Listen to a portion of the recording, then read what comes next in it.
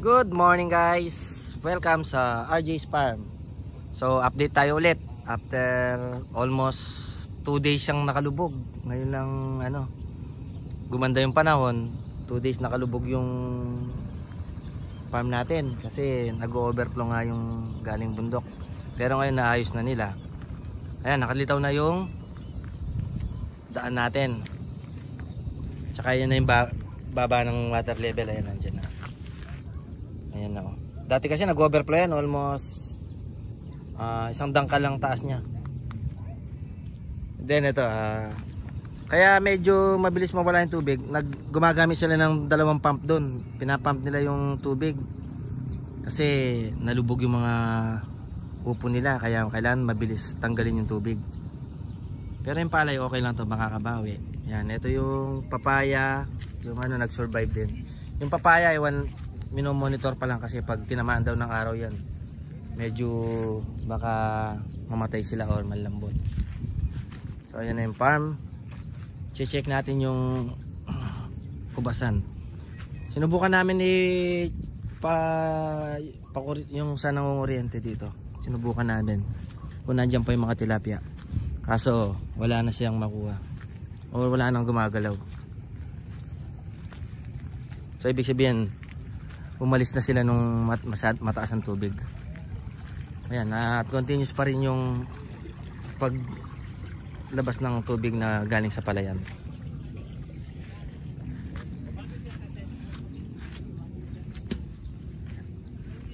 So ayan ngayon yung farm.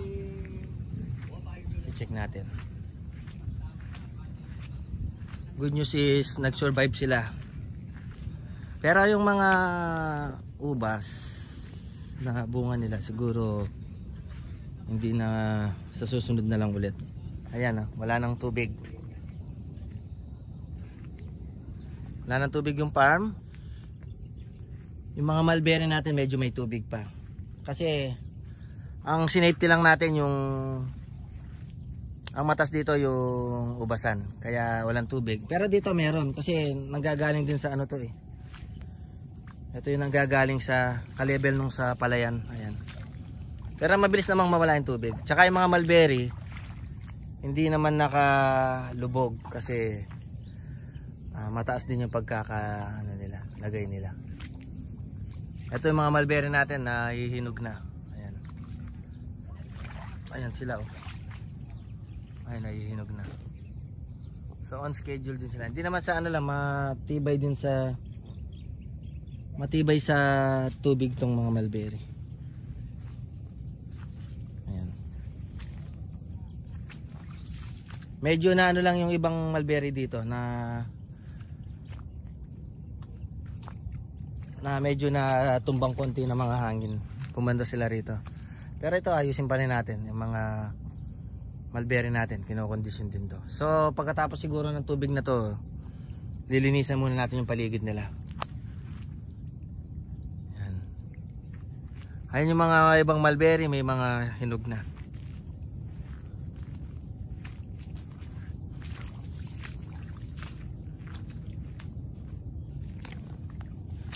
Ayan guys, check natin yung mga nakawala natin tilapia. Ayan, si Joma, ayan. Tingnan natin yung nilagay niyang trap. Ayan. Yun oh. Dami. Yes! May pangulam. May pangalan daw eh. May pangalan Apuroy. Oo. Ito nga pala yung 3 bomba na pinapump yung tubig doon sa mga upo nila. Ayan. Kasi baka malunod. Ayan, 4. Magdamag ng tumatakbo yan. Tapos tinatapon nila dun sa tinatapon nila dun sa delta. Let's go. Tubig na nag-overflow nung nakarang 2 araw.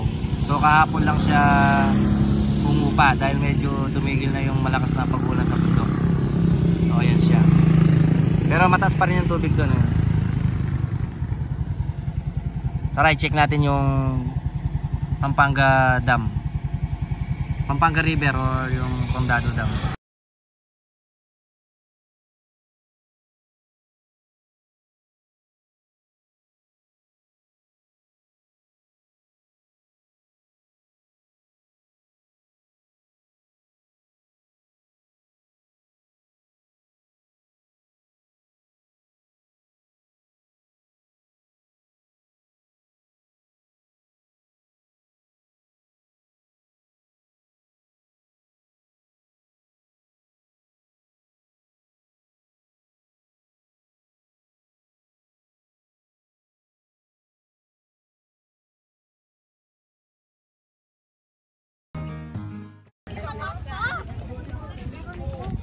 nandito tayo sa Tado Dam. Ayan, oh, overflow na.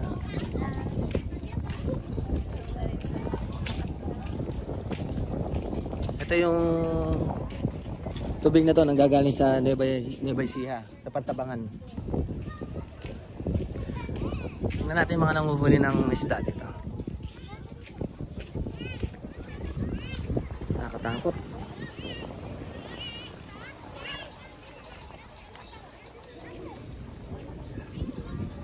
Yan, paulan na naman. Darating na naman yung ulan, no?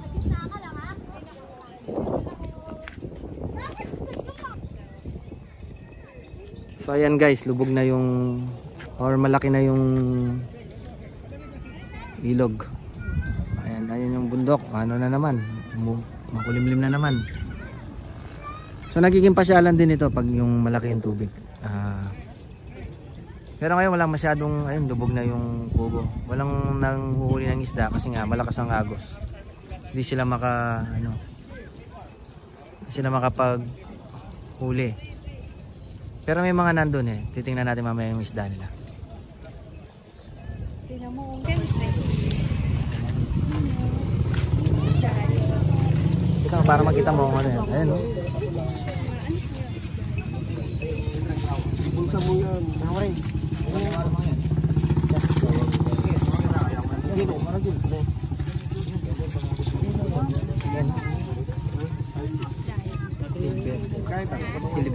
Silver. Ginagawang kalim ito yan.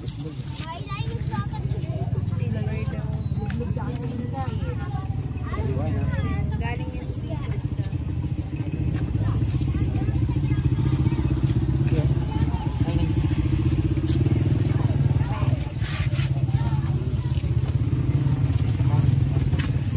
2.5, 150. 2.5 kilo, 150 lang.